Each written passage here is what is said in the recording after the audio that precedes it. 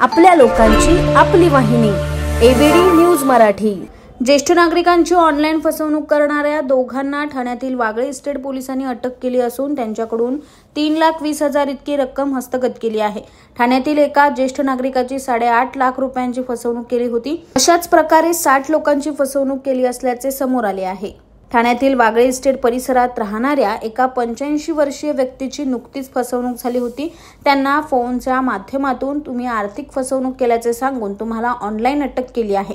तुम्हाला अटक टाळायची असेल तर रक्कम ऑनलाईन बँकेच्या खात्यात पाठवा असे सांगून उत्तर प्रदेशमधील लखनौ या ठिकाणी सदरचे पैसे जमा झाल्यानंतर ठाण्यातील वागळे इस्टेट पोलिसांनी त्या ठिकाणी जाऊन अटक केली।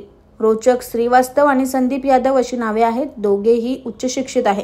रोचक हा B.Tech झाला आहे तर संदीप हा पदवीधर आहे। गेमिंगच्या माध्यमातून महाविद्यालयीन विद्यार्थी यांचा वापर करून सदरची फसवणूक केली होती। पोलिसांनी त्यांच्याकडून 5 मोबाईल, 5.5 लाख रुपये रक्कम आणि 6 सिम कार्ड, बँकेचे चेक आणि 20 डेबिट कार्ड हस्तगत केले आहेत। या प्रकरणी ठाणे पोलिसांनी 66 क आणि 66 ड अन्वये कारवाई करण्यात आली। या प्रकरणाचा पुढील तपास वागळे इस्टेट पोलीस करत आहे। ठाणे शहरातील वागळे इस्टेट पोलीस स्टेशनच्या हद्दीमधील रहेजा कॉम्प्लेक्स येथे एक 86 वर्षाचे वयोवृद्ध इसम राहतात। त्यांना तुम्ही मनी लॉन्ड्रिंग केलेले आहे। तुमच्या विरुद्ध मनी लॉन्ड्रिंगचा गुन्हा दाखल झालेला आहे आणि इन्स्पेक्टर पांडे त्याचा तपास करत आहेत अशी माहिती देऊन तुम्ही हाऊस अरेस्ट झालेला आहात।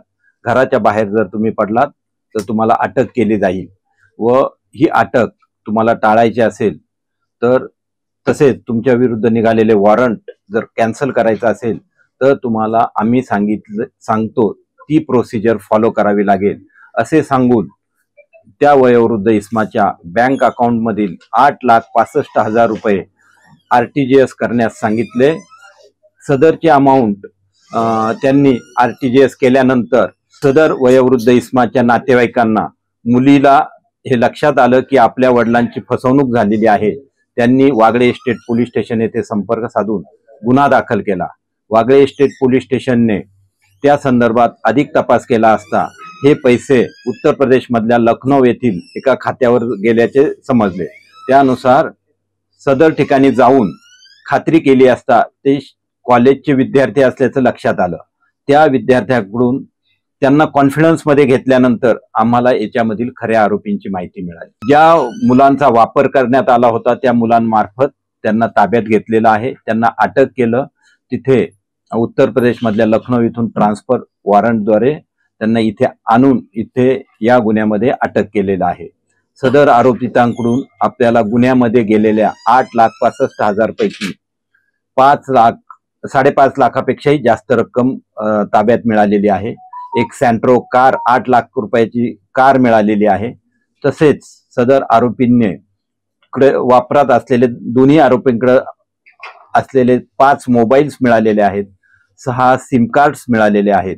तसेच आरोपींकडे आपल्याला 20 डेबिट क्रेडिट कार्ड्स मिळालेले आहेत आणि यांच्याकडे 9 चेकबुक मिळालेले आहेत। या आरोपींपैकी एक आरोपी B.Tech झालेला आहे। तसेच एकाने BSc केलेला आहे। तसेच हे आरोपी क्रिप्टोकरन्सी खरेदी करत होते। तर या क्रिप्टोकरन्सी यांनी किती खरेदी केलेली आहे आणि ही क्रिप्टोकरन्सीचे हे कशा प्रकारे पैसे गुंतवत होते याची माहिती घेण्याचं काम चालू आहे। यासाठी व जाहिरातीसाठी एबीडी न्यूज मराठीला संपर्क साधा।